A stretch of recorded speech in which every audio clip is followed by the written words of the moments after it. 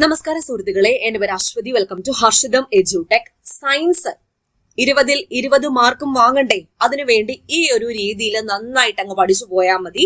അപ്പൊ കൂടുതൽ സയൻസ് ക്ലാസ്സുകൾ ചെയ്യാൻ വേണ്ടി ശ്രമിക്കാം. ഒരുപാട് പേർക്ക്, പ്രത്യേകിച്ച് ഈ പഠനത്തിൽ ഗ്യാപ്പ് വന്ന വീട്ടമ്മമാർക്കൊക്കെ സയൻസ് കുറച്ച് ടഫായിരിക്കും. സയൻസ് നിങ്ങൾ SCERT ബേസ്ഡ് ആയിട്ടും പഠിക്കണം, അല്ലാത്ത ടോപ്പിക്സും പഠിക്കേണ്ടതായിട്ടുണ്ട്. അപ്പൊ ഞാൻ പറയുന്ന ഈ ഒരു രീതിയിൽ തന്നെ പഠിച്ചു പോകാമോ? ഒരു ക്വസ്റ്റ്യൻ എടുത്തിട്ട് ആ ക്വസ്റ്റ്യനുമായി ബന്ധപ്പെട്ട മാക്സിമം ഫാക്ട്.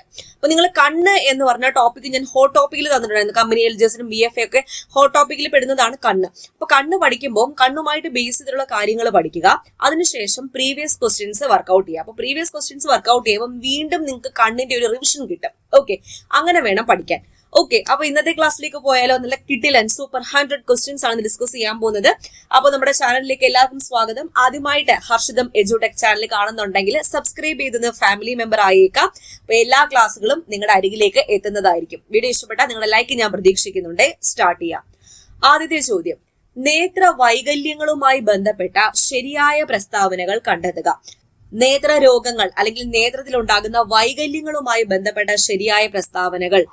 കണ്ണിന്റെ ലെൻസിന്റെ ഇലാസ്തികത നഷ്ടപ്പെടുന്നത് മൂലം വരുന്ന രോഗമാണ് സിറോഫ്താൽമിയ. ആണോ? അല്ല. ലെൻസിന്റെ ഇലാസ്തികത നഷ്ടപ്പെടുന്നത് മൂലം ഉണ്ടാകുന്ന രോഗം ഏതാണ്? പ്രസ്ബയോപ്പിയ, അല്ലെങ്കിൽ മലയാളത്തിൽ വെള്ളെഴുത്ത് എന്ന് പറയും.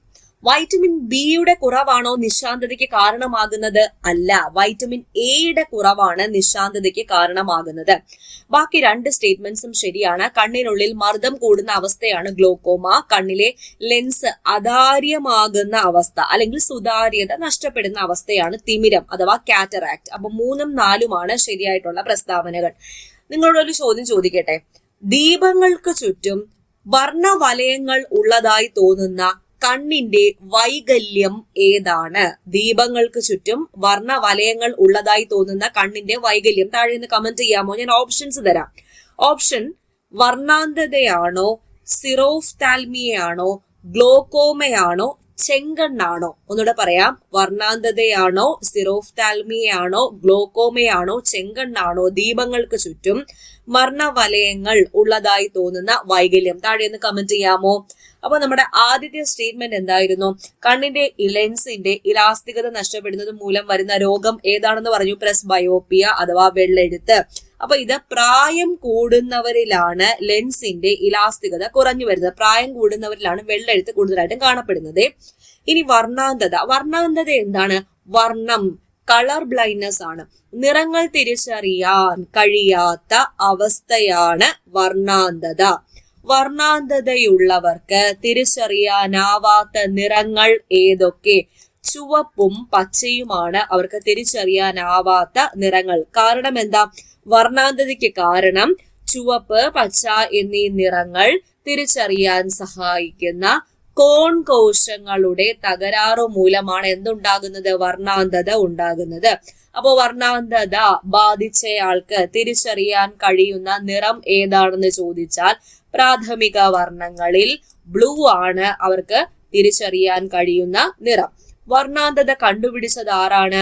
John Dalton. ജോൺ ഡാൾട്ടൺ ആണ് വർണ്ണാന്ധത കണ്ടുപിടിച്ചത്. അതുകൊണ്ട് തന്നെ വർണ്ണാന്ധതയുടെ മറ്റൊരു പേര് ഡാൾട്ടനിസം. അപ്പൊ ഡാൾട്ടനിസം എന്നും അറിയപ്പെടുന്ന വൈകല്യം ഏതാണ്? വർണ്ണാന്ധത. വർണ്ണാന്ധത നിർണ്ണയിക്കാനുള്ള പരിശോധനയുടെ പേരെന്തുവാ? Ishihara test. Ishihara test. അപ്പൊ വർണ്ണാന്ധത, നേത്ര വൈകല്യം, കുറെ പോയിന്റ്സ് കിട്ടിയില്ലേ? ഇനി തിമിരം എന്താണ്? അഥവാ കാറ്ററാക്ട്. പ്രായം കൂടുമ്പോൾ കണ്ണിന്റെ ലെൻസിന്റെ സുതാര്യത നഷ്ടപ്പെടുന്ന അവസ്ഥ അല്ലെങ്കിൽ കണ്ണിന്റെ ലെൻസ് അതാര്യമാകുന്ന അവസ്ഥയാണ് തിമിരം അഥവാ കാറ്ററാക്ട്. ഇതിന് പരിഹാരം എന്താണെന്ന് ചോദിച്ചാൽ ലെൻസ് മാറ്റിവെക്കൽ ശസ്ത്രക്രിയയാണ്. ലെൻസ് മാറ്റിവെക്കൽ ശസ്ത്രക്രിയയാണ് തിമിരത്തിനുള്ള പരിഹാരം. ലോകത്തിൽ ആദ്യമായി തിമിര ശസ്ത്രക്രിയ നടത്തിയത് ആരാണ്?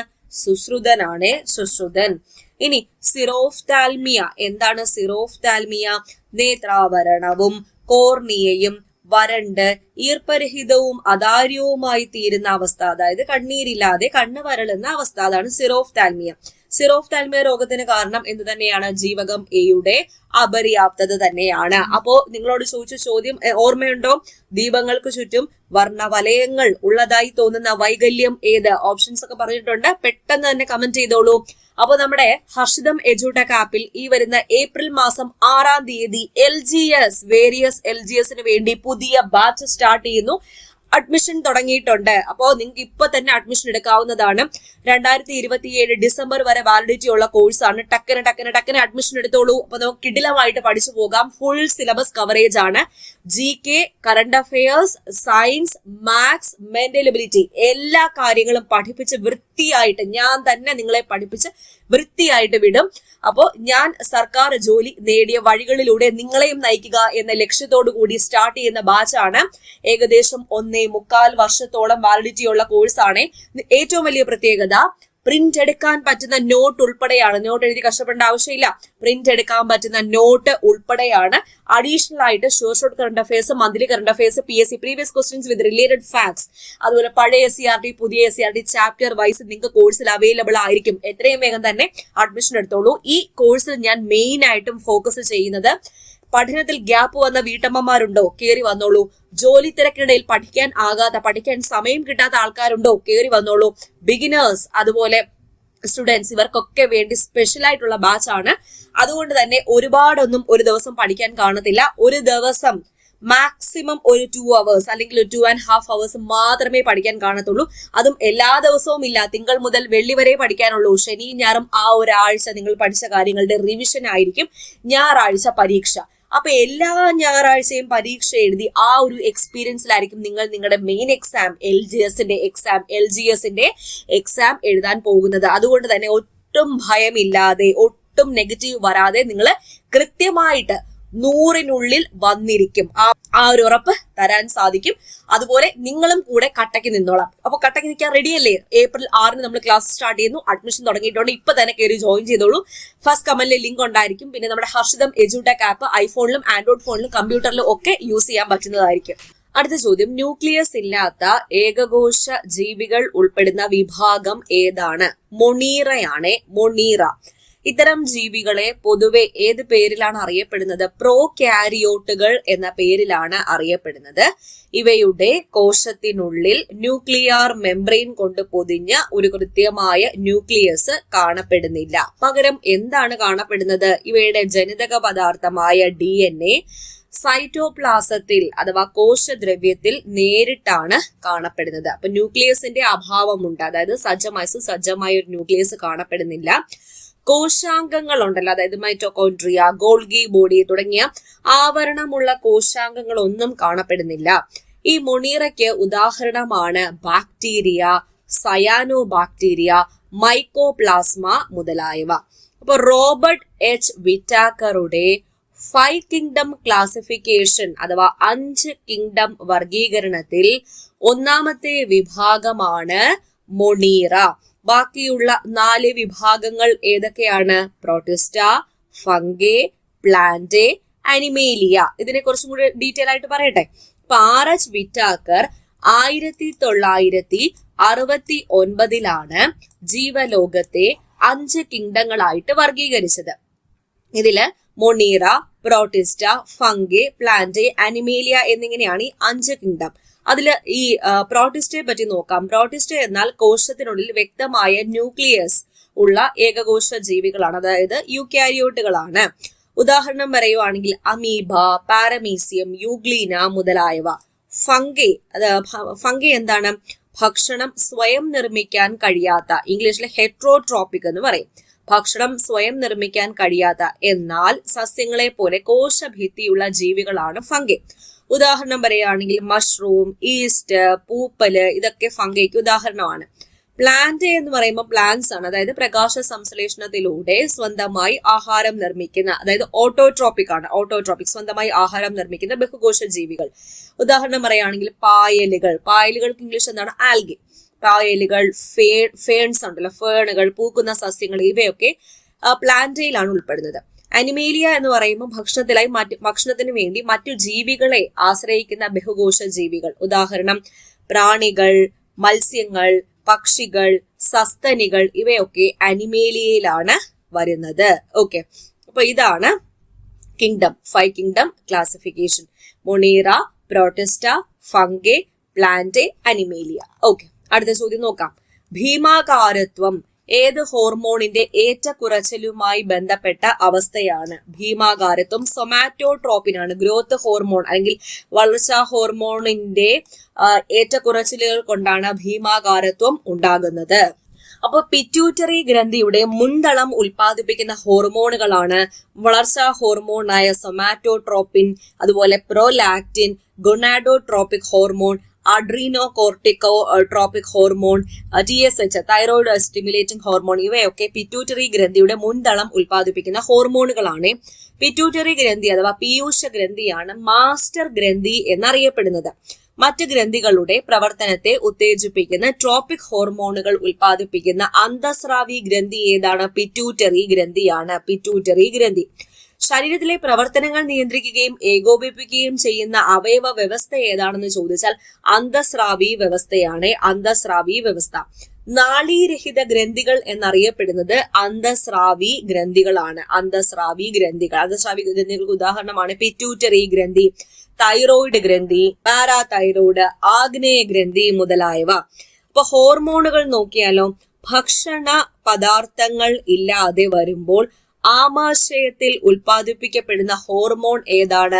ഗ്രലിനാണ്. വിശപ്പ് അനുഭവപ്പെടാൻ കാരണമായ ഹോർമോൺ ഏതാണെന്ന് ചോദിച്ചാൽ ഗ്രലിനാണ്. ഗ്യാസ്ട്രിൻ എന്ന ഹോർമോൺ ഉൽപ്പാദിപ്പിക്കുന്നത് ആമാശയമാണ്. റെനിൻ, അതുപോലെ എറിത്രോപോയിറ്റിൻ എന്നീ ഹോർമോണുകൾ ഉൽപ്പാദിപ്പിക്കുന്നത് വൃക്ക. റിലാക്സിൻ എന്ന ഹോർമോൺ ഉൽപ്പാദിപ്പിക്കുന്നത് ഗർഭാശയം. ഏട്രിയൽ നാട്രി യൂററ്റിക് ഫാക്ടർ ANF എന്ന് പറയും ഉൽപ്പാദിപ്പിക്കുന്നത് ഹൃദയമാണ്. ഹൃദയം. പാരാതൈറോയിഡ് ഗ്രന്ഥി ഉൽപ്പാദിപ്പിക്കുന്ന ഹോർമോൺ ഏതാണ്? പാരാതോർമോൺ. ഈ പാരാതോർമോൺ ആണ് രക്തത്തിൽ കാൽഷ്യത്തിന്റെ അളവ് കുറയുമ്പോൾ കാൽഷ്യത്തിന്റെ തോത് ഉയർത്താൻ വേണ്ടിയിട്ട് ഹെൽപ്പ് ചെയ്യുന്നത്. അപ്പോൾ കാൽഷ്യത്തിന്റെ തോത് ഉയർത്തി സാധാരണ നിലയിലാക്കുന്ന ഹോർമോൺ ഏതാണ്? പാരാതോർമോൺ ആണ്. ആഗ്നേയ ഗ്രന്ഥി അഥവാ പാൻക്രിയാസ് എൻസൈമും ഹോർമോണും ഉൽപ്പാദിപ്പിക്കുന്ന ഗ്രന്ഥിയാണ് പാൻക്രിയാസ്. സ്വീറ്റ് ബ്രെഡ് എന്നറിയപ്പെടുന്ന ഗ്രന്ഥി ഏതാണെന്ന് ചോദിച്ചാൽ പാൻക്രിയാസ് അഥവാ ആഗ്നേയ ഗ്രന്ഥിയാണ്. പാൻക്രിയാസ് സ്രവിക്കുന്ന ഹോർമോണുകൾ ഏതെല്ലാമാണ്? ഗ്ലൂക്കഗോണും ഇൻസുലിനും ആണ് പാൻക്രിയാസ് ഗ്രന്ഥി സ്രവിക്കുന്ന ഹോർമോണുകൾ. പാൻക്രിയാസിൽ ചിതറിക്കിടക്കുന്ന കോശ സമൂഹങ്ങൾ ഏത് പേരിൽ അറിയപ്പെടുന്നു? ഐലറ്റ്സ് ഓഫ് ലാംഗർഹാൻസ് എന്ന പേരിലാണ് അറിയപ്പെടുന്നത്. Islets of Langerhans. Thyroxine, thyroid ഗ്രന്ഥി ഉൽപ്പാദിപ്പിക്കുന്ന ഹോർമോൺ ആണ് തൈറോക്സിൻ. ഈ തൈറോക്സിന്റെ ഉൽപ്പാദനത്തിന് ആവശ്യമായ മൂലകം ഏതാണ്? അയഡിൻ ആണ്. അയഡിന്റെ കുറവ് മൂലം തൈറോയിഡ് ഗ്രന്ഥി വീർത്ത് വലുതാകുന്ന അവസ്ഥയ്ക്ക് പറയുന്ന പേരെന്താണ്? ഗോയിറ്റർ. ഗോയിറ്റർ. അതുപോലെ തൈറോയിഡ് ഗ്രന്ഥിയിൽ തൈറോക്സിന്റെ കുറവ് മൂലം കുട്ടികളിൽ ഉണ്ടാകുന്ന രോഗമാണ് ക്രെറ്റനിസം. അതുപോലെ തന്നെ തൈറോക്സിന്റെ തുടർച്ചയായ കുറവ് മൂലം മുതിർന്നവരിൽ ഒരു രോഗം ഉണ്ടാകുന്നു. ഏതാണത്? മിക്സഡിമ എന്ന രോഗമാണ്. ഓക്കെ, ക്ലിയർ അല്ലേ? അടുത്ത ചോദ്യം നോക്കാം. കോശശ്വസനവുമായി ബന്ധപ്പെട്ട ശരിയായ പ്രസ്താവനകൾ കണ്ടെത്തുക. കോശശ്വസനവുമായി ബന്ധപ്പെട്ട ശരിയായ പ്രസ്താവന 4ാമത്തെ പ്രസ്താവനയാണ് ശരി. ഗ്ലൈക്കോളിസിസിൽ ഗ്ലൂക്കോസ് പൈറൂവിക് ആസിഡ് ആയിട്ട് മാറുന്നു. അപ്പൊ എന്താണ് കോശശ്വസനം അഥവാ സെൽ റെസ്പിറേഷൻ? കോശത്തിൽ വെച്ച് ഗ്ലൂക്കോസിൽ നിന്നും ഊർജം സ്വതന്ത്രമാകുന്ന പ്രക്രിയയാണ് കോശശ്വസനം. കോശശ്വസനത്തിന്റെ ഉൽപ്പന്നങ്ങൾ എന്തൊക്കെയാണെന്ന് ചോദിച്ചാൽ ജലമുണ്ട്, ATP ഉണ്ട്, കാർബൺ ഡൈ ഓക്സൈഡ് ഉണ്ട്. ഇനി കോശശ്വസനത്തിന്റെ 2 ഘട്ടങ്ങൾ ഏതൊക്കെ? ഗ്ലൈക്കോളിസിസും ക്രെബ്സ് സൈക്കിളും ആണ്. ഗ്ലൈക്കോളിസിസ് എന്നാൽ കോശശ്വസനത്തിലെ ഓക്സിജൻ ആവശ്യമില്ലാത്ത 1ാമത്തെ ഘട്ടമാണ് ഗ്ലൈക്കോളിസിസ്. ഗ്ലൈക്കോളിസിസ് എവിടെ വെച്ച് നടക്കുന്നു? കോശദ്രവ്യത്തിൽ വെച്ചാണ് നടക്കുന്നത്. കോശദ്രവ്യം, കോശശ്വസനത്തിന്റെ ആദ്യഘട്ടം കോശദ്രവ്യത്തിൽ വെച്ച് നടക്കുന്നു. 2ാം ഘട്ടം റൈബോസോമിലല്ല നടക്കുന്നത്, മൈറ്റോകോൺട്രിയയിലാണ് നടക്കുന്നത്. ആദ്യഘട്ടമായ ഗ്ലൈക്കോളിസിസിന് ഓക്സിജൻ ആവശ്യമാണോ? അല്ല. ഓക്സിജൻ ആവശ്യമില്ലാത്ത 1ാം ഘട്ടമാണ് ഗ്ലൈക്കോളിസിസ്. ഗ്ലൈക്കോളിസിസിന്റെ ഫലമായി എത്ര ATP തന്മാത്രകളാണ് ഉണ്ടാകുന്നത്? 2 ATP തന്മാത്രകളാണ് ഉണ്ടാകുന്നത്. ഗ്ലൈക്കോളിസിന്റെ ഫലമായി 2 ATP തന്മാത്രകളാണ് ഉണ്ടാകുന്നത്. ഇനി രണ്ടാമത്തെ ഘട്ടമാണ് ക്രെബ്സ് സൈക്കിൾ. ക്രെബ്സ് സൈക്കിൾ നടക്കുന്നത് എവിടെ വെച്ചാണ്? മൈറ്റോകോൺട്രിയയിൽ വെച്ചാണ് ക്രെബ്സ് സൈക്കിൾ നടക്കുന്നത്. ക്രെബ്സ് സൈക്കിളിന്റെ മലയാളം ക്രെബ്സ് പരിവൃത്തി എന്ന് പറയും. ക്രെബ്സ് പരിവൃത്തിയിലൂടെ ലഭ്യമാകുന്ന ATP തന്മാത്രകളുടെ എണ്ണം എത്രയാണ്? അത് 28 ATP തന്മാത്രകളാണ് ക്രെബ്സ് പരിവൃത്തിയിലൂടെ ലഭ്യമാകുന്നത്. ഇനി ATP നിർമ്മാണത്തിന് ആവശ്യമായ മൂലകങ്ങൾ ഏതൊക്കെയാണെന്ന് ചോദിച്ചാൽ നൈട്രജനും ഫോസ്ഫറസും ആണ്. നൈട്രജനും ഫോസ്ഫറസും. ഓക്കെ, അപ്പൊ ഇത്രയും ക്വസ്റ്റ്യൻസ് ആണ് ഇന്ന് ഡിസ്കസ് ചെയ്തത്. നിങ്ങളോട് ഇന്ന് ചോദിച്ച ചോദ്യം ഓർമ്മയുണ്ടല്ലോ, ദീപവലയങ്ങളുടെ ചോദ്യം. താഴെ ഒന്ന് കമന്റ് ചെയ്യൂ. വീഡിയോ ഇഷ്ടപ്പെട്ടിട്ടുണ്ടെങ്കിൽ ലൈക്ക് ഞാൻ പ്രതീക്ഷിക്കുന്നുണ്ട്. തീർച്ചയായിട്ടും ലൈക്ക് ചെയ്തിട്ട് പോവുക. അതുപോലെ നമ്മുടെ ഹർഷിതം എഡ്യൂടെക് ആപ്പിലെ കോഴ്സുകളൊക്കെ ഞാൻ പറഞ്ഞിട്ടുണ്ട്. കമ്പനി LGS മുതൽ degree level prelims and mains വരെയുള്ള കോഴ്സുകൾ അവൈലബിൾ ആണ്. എത്രയും വേഗം തന്നെ അഡ്മിഷൻ എടുത്തോളാം. അപ്പോൾ God bless you all the best for your exams. അടുത്ത ക്ലാസ്സിൽ വീണ്ടും കാണാം. Thank you.